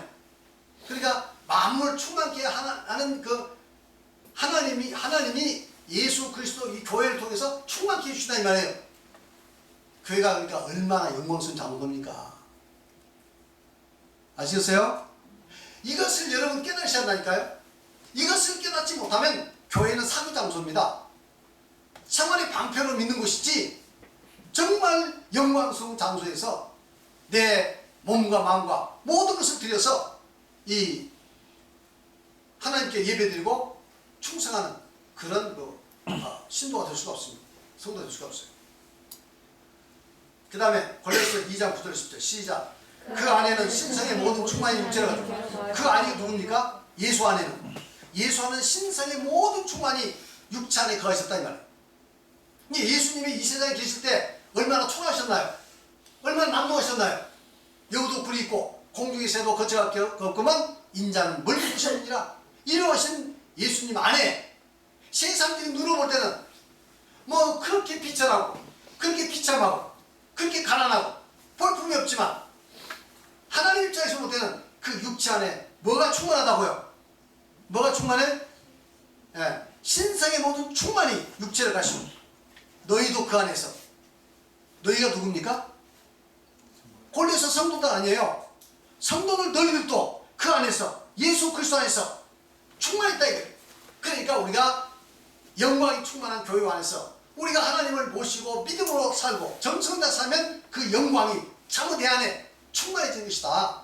그 영광은 어느 때 나타납니까? 지금 육체에 의해서 가려서 나타났지만 하늘나라에 가면 그 영광이 다 나타나게 되어 있어요. 맞습니까? 그래서 해와 같은 영광, 달 같은 영광, 별의 영광, 별의 별과 영광도 다르시 다 나타나고 있습니다. 이 세상에서 그저 분칠하듯이 화장하듯이 그냥 겉으로만 이게 뭐 보기 좋고 나중에 하늘나라 가서 이제 육체 껍질 벗고 보니까 완전히 형편없는 그런 사람이 되서는 안 됩니다. 아시겠죠? 우리 육체의 껍질 벗어나서 정말 하늘나라 가봤더니 진짜 해와 같은 영광이 핀다는 그 성도가 되시길 바랍니다. 지금 그 영광이 안에 충만하고 그 영광을 깨닫고 그 영광이 이렇게 여러분의 것이 되고 발휘되도록 여러분 하시는 여러분 되시기 바랍니다. 그 다음에 너희도 그 안에서 그가 충만했으니 그는 모든 통치자와 권세의 뭐이시라. 이제 모든 통치자와 권세는 우리 성도를 가리킵니다. 물론 세상의 모든 통치자도 되죠. 머리인데 예수님은 교회의 머리니까. 그렇죠? 예수님은 교회의 머리죠. 그러니까 여기서 보면 지금 그 통치자 권세 이런 건 뭡니까? 여러분 여러분 자신을 하나 다스리는 것만 해도 어마어마한 일이에요. 너희도 앞으로 공부하겠습니다면 왕같은 제사장을 부르 우리를. 왕같은 제사장. 지금 우리 자신을 이렇게 하나님 뜻에서 잘 다스리는 것도 얼마나 영광스러운지 몰라요. 아시겠습니까? 지금 육체의 정욕과 그 안목의 정욕과 이생의 자랑을 때로 따라가면 그건 이제 자기 인생을 망치는 거죠. 잘못 다스리는 거야. 하나님의 뜻 안에서 내 마음과 내 모든 잘 다스리면 이것은 온 우주를 다스리는 것보다 더 영광스러운 일이에요. 다 통치자입니다. 누굴 통치? 여러분의 마음, 여러분의 자신을 통치하고. 누가 더불어서? 그리스도와 더불어서. 아시겠죠? 그리고 또 교회에서 직분을 받은 사람은 더 영광스러운 그 일을 또 하시잖아요. 우리 성도들을 잘 이렇게 하나님 뜻을 다스려서 그들을 그리스도 안에서 바로 세워가는 일이 얼마나 큰 일입니까? 이런 일을 앞으로 우리 성도들이 해야 한다는 얘기죠. 통치자들고 이 권세가 얼마나 큰 권세예요? 할렐루야. 자, 그 다음에 교회를 통하여 각종 지혜를 알게 할 것이며 하나님께 영광을 돌리게 된다. 교회가 비록 초라하게 보일지라도 하나님은 교회를 통하여 모든 영적 지혜와 지식들을 그 나타내신다. 다음에 교회를 통해서 모든 영적 지혜를 알게 한다 이 말이죠. 그래서 하나님께 영광을 돌리는 거죠. 에베소 3장 9절 10절 시작. 영원부터 만물을 창조하신 하나님 속에 감추어졌던 비밀의 경륜이 어떠한 것을 드러내게 하려 하십니다. 이는 이제 교회로 말미암아 하늘에 있는 통치자들과 권세자들에게 하나님의 각종 지혜를 알게 하십니다. 만물을 창조하신 하나님 속에 감추었던 비밀의 경륜. 비밀의 경륜. 얼마나 대단한 일입니까? 만세 전에 하나님 속에 감춰뒀어요. 얼마나 중요한 것이기에 하나님의 가슴 속에 마음 속에 깊이 꼭꼭 묻어놓고 감춰있다 이 말이에요. 할렐루야. 이 비밀의 경륜이었다고 들었는데 어디를 통해서? 이제 교회로 말미암아. 교회로 말미암아 하늘에 있는 통치자들과 통치자들은 누구? 아까 얘기했죠? 통치자 권세자들이 성도라고 했죠. 성도. 각종 권세들에게 하나님의 각종 지혜를 하게 아니라 지금 여러분들이 와서 이 말씀을 듣는데 이 말씀이 얼마나 귀한 말씀이에요. 맞습니까? 얼마나 여러분들이 계시기 때문에 하나님께서 저에게 지혜를 주셔서 이런 말씀을 전하게 하십니다. 나 혼자만 하면 하나님께서 이렇게 하시겠어요? 나 혼자만 있다면 성경 얼마나 연구하겠습니까? 여러분이 계시니까 제가 더 열심히 연구해서 어쨌든 여러분들의 귀한 말씀 전하기 위해서 제가 노력한 거죠. 그래서 교회를 통해서 하나님의 각종 지혜를 알게 한다. 하나님의 그 깊이 묻힌 감추인 그 비밀도 깨닫게 한다. 여러분 지금 앉아서 편안히 듣고 계시잖아요. 할렐루야. 아멘서 크게 하세요. 할렐루야. 아멘. 그 다음에 예배서 3장 20절 시작. 교회 안에서와 그리스도 안에서 영광이 되도록 누구를 원하나? 교회는 그의 몸이죠. 교회 안에서 그리스도 안에서 똑같은 말입니다. 교회 안에서 그리스도 안에서 영광이 되도록 누구를 할렐루야. 자, 그 다음에 하나님의 신성의 충만함이 그리스도 육체 안에서 풍성히 거한 것처럼 교회 안에 거하신다. 자, 하나님의 신성의 충만함이 그리스도 육체 안에서 풍성히 거하셔서 교회 안에 거하신다 이 말이죠. 그래서 2장 9절 10절 아까 읽으셨죠? 시작. 그 안에는 신성의 모든 충만한 육체를 가시고 너희도 그 안에서 충만하셨으니 그는 모든 통치와 권세의 것이다. 신성의 충만한 그리스도 육체 안에 거하신다 이 말이에요. 자, 그 다음에 읽어보세요. 교회가 그리스도의 몸이므로 교회는 예수께서 갖는 모든 영광과 권세를 갖게 된다. 하나님은 모든 권세를 교회에 맡기셨다. 모든 권세의 핵심은 인간으로 하여금 죄를 사하여 구원을 하게 하는 권세이다. 그러므로 교회를 핍박하는 것은 예수를 핍박하는 것이다. 네, 교회는 예수의 몸과 동시에 하나님의 모든 권세를 다 이렇게 교회에 위임했습니다. 이해하셨죠? 하나님의 모든 권세를 예수님께 주시고 예수님께서는 우리 교회에 위임을 하시다 이 말이에요. 그러면 모든 권세가 뭘까요? 금나루 똑딱, 은나루 똑딱, 무슨 도깨비 만만히 줬을까요? 그래서 세상적으로 교회 온 사람들에게 금도 나눠주고 쌀도 나눠주고 이러도록 했을까요? 그게 아니에요. 죄 사는 권세가 하늘과 땅의 모든 권세입니다. 이보다 더 큰 것이 없어요. 죄 산 받지 못하면 영원한 지옥이고, 죄 산 받아서 구원받으면 영원토록 하늘나라 하나님의 모든 것을 내가 소유합니다. 믿습니까? 정확히 여러분 아셔야 돼요. 그래서 예수님께서는 하늘과 땅의 모든 권세를 우리에게 준다고 이렇게 말씀했어요. 자, 마태복음 18장 18절 시작. 진실로 너희에게 이르노니 무엇이 땅에서 매면 하늘에서도 맬 것이요 무엇이 땅에서 풀면 하늘에서 풀리라.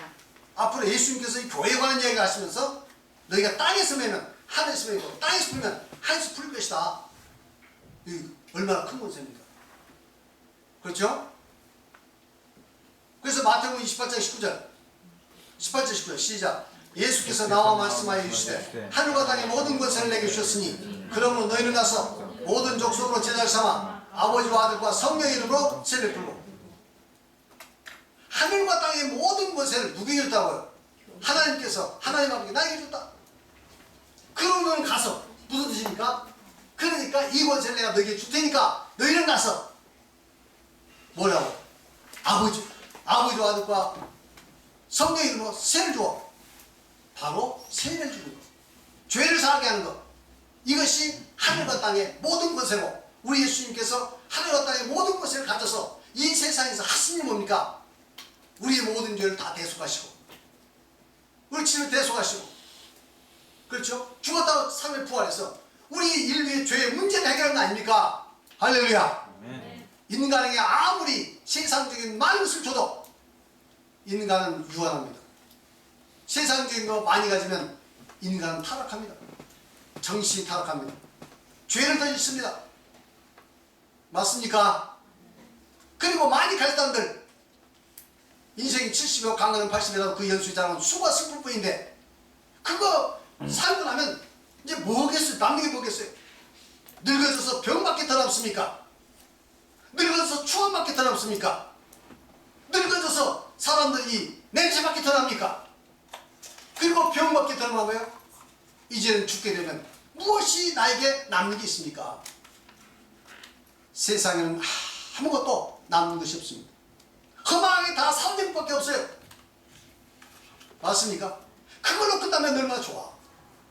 그걸로 끝나면 얼마나 좋아. 그런데 죽게 돼서 지옥에 가서 이 세상의 죄값을 영원히 받아야 한다면 이 얼마나 불행한 일입니까? 이건 끔찍한 일이죠. 맞습니까? 그런가요? 이것을 아셨나니까. 그리고 나서 이제 우리가 그러니까 예수님께서 하늘과 땅의 모든 것을 받은 것은 우리 인간의 죄를 사하는 것에 이것을 십자가에서 다 이루셨습니다. 할렐루야. 그리고 그 죄 사하는 것을 누구에게 줘? 바로 교회 유임이다. 너는 가서 모든 족속으로 제자 삼아 아버지와 아들과 성령으로 세를 주고 내가 너에게 분부한 모든 것을 지키게 되라. 바로 그겁니다. 이것이 하늘과 땅의 모든 것이에요. 그래서 제가 여러분들에게 세례 줄 수 있는 것은 하나님의 권세를 내가 지금 활용한 겁니다. 지금 말씀을 전하는 것은 하나님의 권세를 가지고 여러분 말씀 전해서 여러분 영혼을 구하고 여러분 영생을 얻도록 하는 것, 이 일을 제가 하는 거예요. 할렐루야. 네. 하나님이 하신 일을 내가 대신한 겁니다. 믿습니까? 네. 그렇다고 해서 제가 하나님 대접받자는 얘기 아니에요.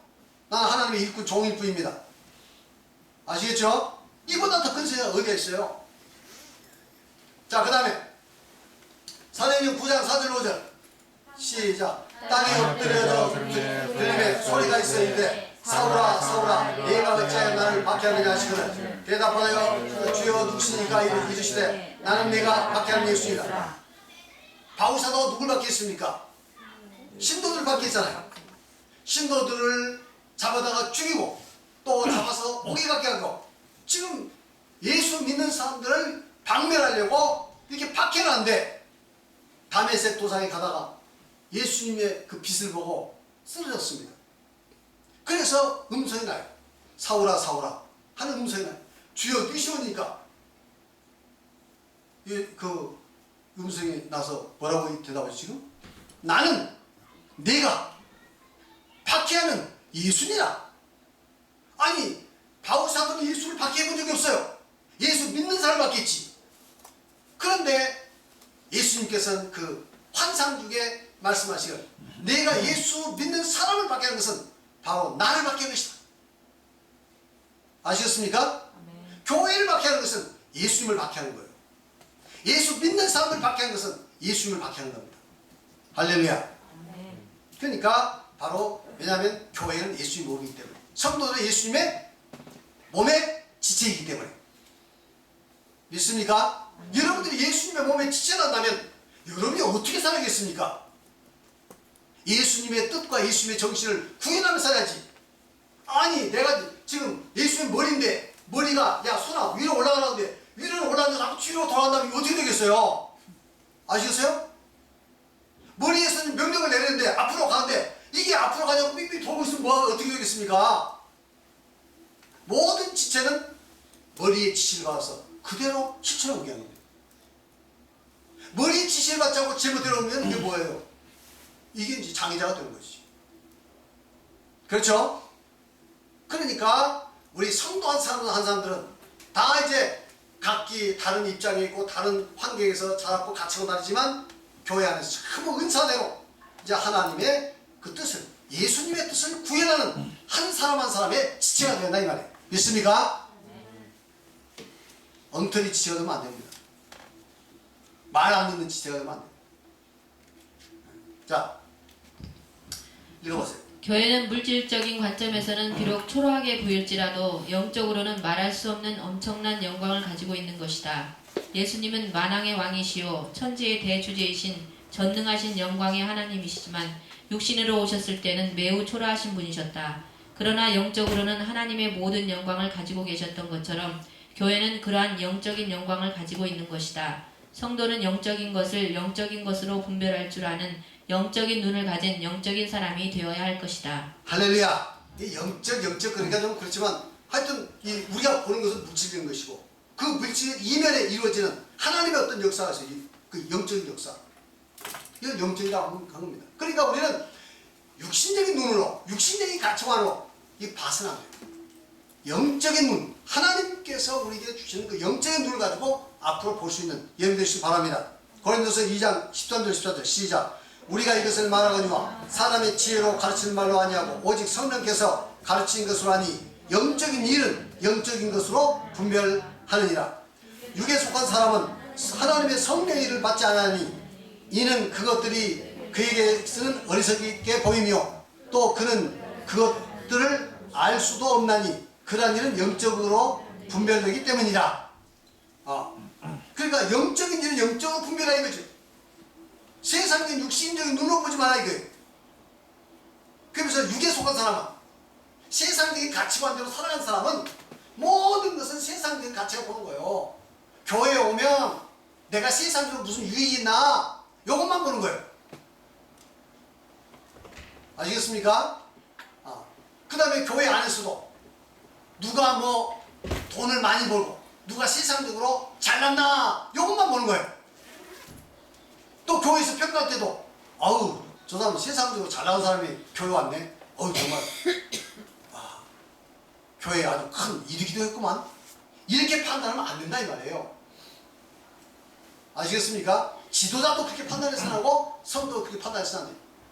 영적인 것은 영적으로 판단할 수 있는 눈이 있으길 바랍니다.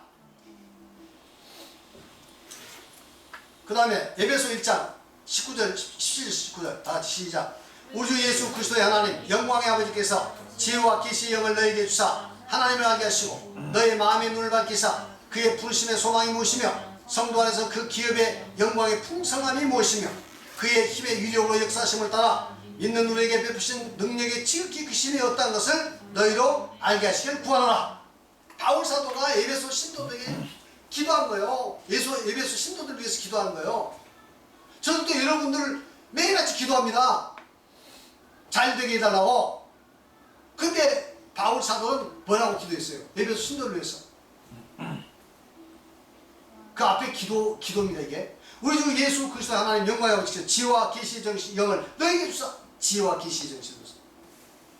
하나님 알으시고 하나님을 제대로 알게 되래.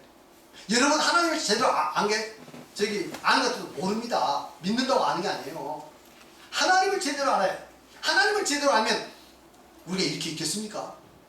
그렇죠? 정성은 하나님 섬길 수밖에 없죠. 그분의 전능하심, 그분의 지혜, 그분의 두려움, 이런 걸 알게 되면 하나님을 우리가 함부로 경외할 수 있겠어요? 함부로 할 수 있겠어요? 자, 그 다음에 너희 만물을 밖에서 눈을 밝혀 그의 불신의 소망이 무엇이며 성도에서 그 기업의 영광의 풍성이 무엇이며 우리를 부어주신 이게 얼마나 크고 앞으로 하나님께서 우리 주신 그 기업의 영광, 하늘나라의 영광이 얼마나 크며, 아시겠어요? 하나님 말씀 한 말씀이 얼마나 위대한 걸 깨달았죠. 19절 그의 힘의 위력으로 역사하심을 따라 믿는 우리에게 베푸신 능력의 직이 그 심이었다는 것은 너희로 알게 하시길 구하노라. 이렇게 여러분 바울 사도의 기도처럼 여러분들도 이것이 여러분의 기도할 줄 믿습니다. 그래서 하나님께 지혜의 계시 영을 내주시고 마음의 눈을 밝혀서 하나님께 주시는 이 놀라운 은혜와 축복, 앞으로 육체의 장막을 벗어나면 우리가 가야 하려고 하는 하늘나라에서 주어질 그 영광이 얼마나 위대한 것을 확실히 깨닫고 여러분 믿음으로 사시는 여러분 되시기를 축원합니다. 기도하셨습니다. 하나님 감사합니다. 오늘 또 주님 앞에 나와서 이제 하나님 말씀을 사경회를 통해서 이 귀한 말씀을 공부하기 싸우니 이 사경을 귀하게 여기게 하여 주시옵고 끝까지 잘 참석해서 아버지 하나님의 이 귀한 말씀, 특별히 교회를 향한 우리 하나님의 이 귀한 뜻을 저희들 발견하게 하여 주시옵소서. 그래서 우리 믿음이 자라고 하나님 앞에서 영광스러운 교회로 세워져 가고 또 그 교회를 위해서 섬기는 귀한 성도들 다 될 수 있도록 축복하여 주시옵소서. 들을 귀를 열어주시옵소서. 이 말씀의 소중함을 깨닫게 하시고 끝까지 잘 참석해서 은혜 받는 시간 될 수 있도록 축복하여 주시옵소서. 감사드리며 예수 그리스도 이름으로 기도드렸사옵나이다.